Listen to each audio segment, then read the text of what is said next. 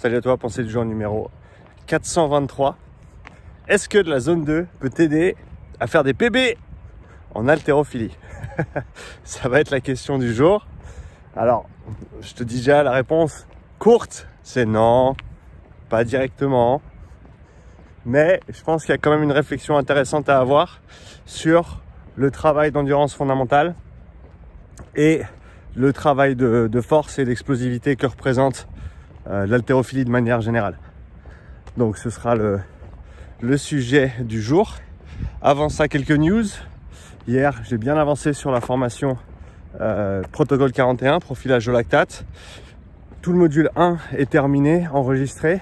Le module 1 traite des outils de mesure qu'on va utiliser et comment bien les utiliser. Donc, vue d'ensemble du matériel, je passe en revue en détail le manuel d'instruction de l'analyseur de lactate et ensuite comment faire ta première prise de lactate, etc. etc. Aujourd'hui, on attaque le module 2, qui traite du protocole en lui-même, donc la structure du protocole, pourquoi il est structuré comme ça, quelles sont ses forces, ses faiblesses, les choses à considérer quand on l'utilise. Donc ce sera le travail du jour. Je me réjouis de me mettre dessus. On commence avec une petite marche pour la journée et on attaquera le travail dès l'arrivée à la maison. Et donc et si tu veux plus d'infos, il y a déjà l'introduction et une première vidéo en accès libre pour la formation disponible sur la page de la formation. Je te laisse cliquer le lien dans la description. Et si tu es intéressé par cette formation qui sortira à la fin du mois, si tout se passe comme prévu, n'hésite pas à te mettre sur la liste d'attente parce qu'il y a du monde déjà. Pensée du jour, zone 2, haltérophilie, record personnel. Qu'en penser? Alors ce qui est intéressant, c'est que ces 9 derniers mois, j'ai plusieurs anecdotes assez drôles qui combinent l'endurance fondamentale et des records personnels en haltérophilie.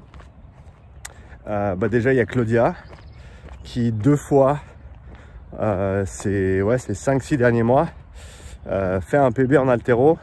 Et si je me trompe pas, c'était les 2 semaines les plus volumineuses qu'elle ait faites jusqu'à maintenant en termes de travail d'endurance fondamentale. Il y en a une, c'était avant Dubaï ou avant les Germans, je me rappelle plus exactement, en fin d'année dernière. Et elle fait un PB en squat clean, 108 kg si je me trompe pas, alors que c'était la plus grosse semaine du cycle d'entraînement dans lequel on se trouvait. Et plus récemment encore, pendant les Open ou juste avant les Open, elle fait un PB en snatch durant une semaine où elle a près de 7 heures d'endurance fondamentale accumulée. Donc, alors, je ne vais pas attribuer les PB en haltérophilie à l'endurance fondamentale. Ça, je ne me permettrai pas de le faire. Par contre, ce qui est intéressant dans ce cas-là, c'est que ça l'a clairement pas empêché de bien lever, le fait de faire beaucoup d'endurance fondamentale. Donc ça, c'est la première petite conclusion que j'ai là-dessus. Il y a Claudia, mais il y en a d'autres. Hein. Célia, je me rappelle l'année dernière, qui pouvait pas faire sa zone 2 quand elle le voulait. Du coup, elle l'a faite avant son haltéro. Et pareil, elle va taper un PB en haltéro après une heure de zone 2 sur le vélo.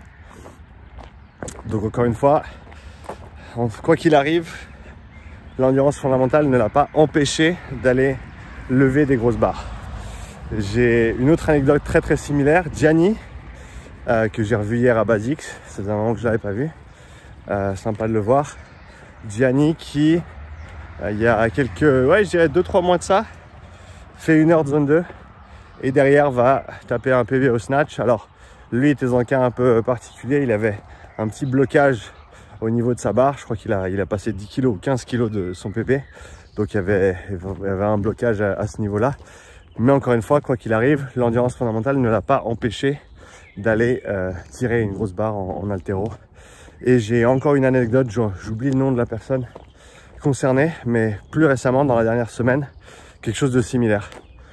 Quelqu'un qui m'a dit mes barres en haltéro, ont jamais été aussi propres que depuis que j'inclus un peu plus d'endurance fondamentale à hauteur de, si je me trompe pas, c'est 3 ou 4 heures par semaine. Et donc je voulais commencer cette pensée du jour avec ces quelques anecdotes. Donc comme je te l'ai dit au début de la vidéo, je ne pense pas que les records en haltéro soient la cause directe de l'endurance fondamentale effectuée avant ou autour ces entraînements. Mais ce que j'aimerais souligner vraiment, c'est le fait qu'il n'y ait pas d'effet délétère de cette zone 2, de cette endurance fondamentale sur l'haltérophilie ou sur un mouvement de force, hein. Donc dis-toi que si toutes ces personnes peuvent taper des PB en haltéro, des fois directement après 1 heure de vélo, ça veut clairement dire que cette heure de vélo, elle a fait de mal à personne. Et au contraire, peut-être que de manière générale, on ne s'échauffe pas assez. Peut-être qu'1 heure sur le vélo, ça forme un très très bon échauffement, ou un pré-échauffement même, pour ce qui a à suivre. Parce que bien sûr, une fois que tu as fini le vélo, tu vas t'échauffer en haltéro. Mais je pense que ça peut donner des pistes de réflexion. Et quoi qu'il arrive, enlever quelques barrières aux personnes qui penseraient que ah non, je ferme mon haltéro ou je dois me focaliser sur mon travail de force, et ben faut pas que je fasse d'endurance fondamentale, ce sera délétère ou ça m'aidera pas.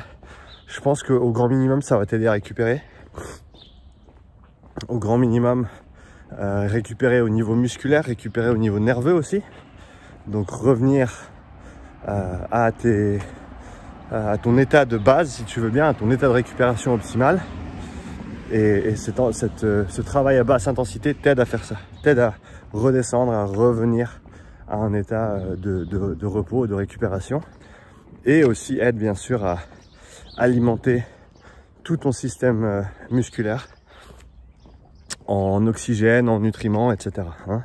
Le sang qui tourne, c'est très très bon, et ce travail de basse intensité permet de faire cela. Donc je pense qu'il faut avant tout arrêter d'avoir peur, arrêter de mettre en opposition le travail d'endurance fondamentale et le travail de force ou d'explosivité. C'est certes des qualités qui sont très très différentes, mais c'est des qualités qui sont complémentaires. C'est pas des qualités qui sont à l'opposé les unes des autres.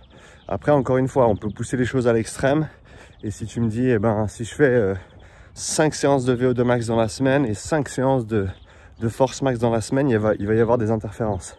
Oui, mais si tu t'entraînes comme ça, il y a un gros problème au niveau de ta planification. Ça, c'est tout ce que je peux te dire. Donc oui, on peut pousser les réflexions à l'extrême et trouver des cas limites où il y aurait des interférences, mais si tu t'entraînes convenablement, tu ne vas jamais organiser tes entraînements de la sorte. Parce que tu n'as déjà simplement pas le capital nerveux ni métabolique pour faire ce nombre de séances à ces intensités-là dans une semaine. Alors peut-être que tu peux le faire, hein, tout le monde peut le faire. Après, est-ce qu'elles seront qualitatives et est-ce que la semaine suivante, tu auras une semaine de qualité? Ça, c'est une autre conversation, hein. Mais je pense qu'on s'entend là-dessus. Mais donc, il faut qu'on arrête de mettre en opposition ces qualités. Il faut qu'on les voit comme complémentaires. D'ailleurs, je fais un webinaire la semaine prochaine avec Expertise 360. Merci Alex pour l'opportunité. Et je vais parler de l'entraînement aérobie et sa place pour les sports de puissance. Donc tu parles foot US, et tout autre sport qui a nature très très explosive et court. Bon, c'est pas nécessairement dans la définition, mais l'haltéro s'y prête assez bien quand même, parce que c'est un sport de puissance. Et je me réjouis de parler justement de cette interaction entre le travail de basse intensité, et pas seulement, hein. Je pense que le travail de conditionnement, de cardio au sens large est bénéfique, même pour les haltérophiles, même pour les athlètes en force athlétique, même pour les joueurs de foot US. D'ailleurs, j'ai eu une conversation intéressante récemment avec un préparateur physique qui a travaillé dans la NFL avec plusieurs des grosses équipes, qui est spécialiste dans tout ce qui est des tests de force, plateforme de force, tests de force, etc. Et qui me disait qu'il y a un manque absolu de développement métabolique chez les athlètes dans ces sports-là, même au plus haut niveau. Et du coup, les résultats, c'est quoi? C'est qu'il y a beaucoup de blessés, il y a beaucoup de gens qui sont fatigués, qui n'arrivent pas à récupérer des volumes de haute intensité qu'ils se mettent dans les dents. Et je pense que ça, c'est un symptôme d'un manque de développement d'endurance fondamentale notamment, mais simplement de développement de conditionnement de manière générale, la condition physique si on veut bien. Et tu m'entends certainement dans mes dernières pensées du jour, j'ai tendance à dire plein de mots en même temps, conditionnement, cardio, condition physique.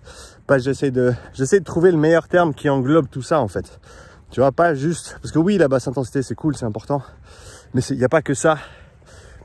C'est tout le développement de la condition physique, je pense, et je pense que c'est le meilleur mot. Je sais pas ce que tu en penses, laisse-moi un commentaire. Dis-moi si tu penses que condition physique c'est le meilleur terme pour englober tout le travail de type cardio, que ce soit basse intensité, moyenne intensité, haute intensité. Condition physique, j'aime bien, mais je suis pas sûr encore. Donc je teste et à toi de me dire dans les commentaires ce que tu en penses.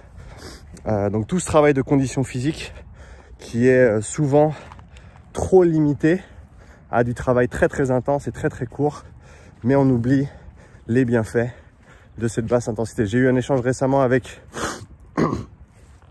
Kenny qui est préparateur physique en MMA et il a un cas d'étude très intéressant là-dessus.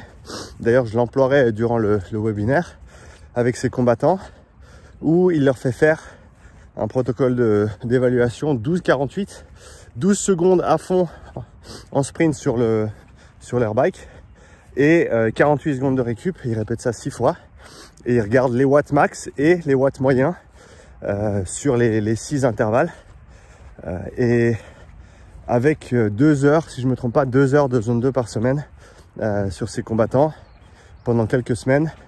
Il a vu des augmentations significatives des valeurs de watts moyens sur les 6 intervalles. Donc ce qui nous dit que le travail de basse intensité te permet d'améliorer ta capacité à répéter des efforts de haute intensité. Et ça, on le sait, j'ai une étude qui me vient en tête qui avait été faite sur des joueuses de foot, si je ne me trompe pas, et qui regardait la VO2 max corrélée à la performance sur des répétitions de sprint. On sait que le travail de basse intensité va nous aider à développer ce paramètre de VO2 max, pas seulement, mais entre autres, et que plus ta capacité de travail est haute, meilleure sera ta capacité de récupération, plus elle sera rapide et plus tu vas pouvoir recréer tes stocks de phosphocréatine notamment de manière plus rapide parce qu'elles sont dépendantes, ces stocks sont dépendants de l'apport en oxygène. Donc plus tes systèmes d'apport et d'utilisation de l'oxygène sont développés et plus tu vas pouvoir resynthétiser rapidement cette phosphocréatine et plus tu seras prêt pour renvoyer un gros sprint derrière, pour faire simple. Donc là je suis parti un petit peu du sujet, hein. On parlait de l'haltéro à la base et là on parle de foot US et de sport de puissance. Mais encore une fois, je pense que le transfert se fait parce qu'au final ton haltéro c'est peut-être un peu plus extrême parce que tu es une barre, repos quelques minutes, une barre, repos quelques minutes.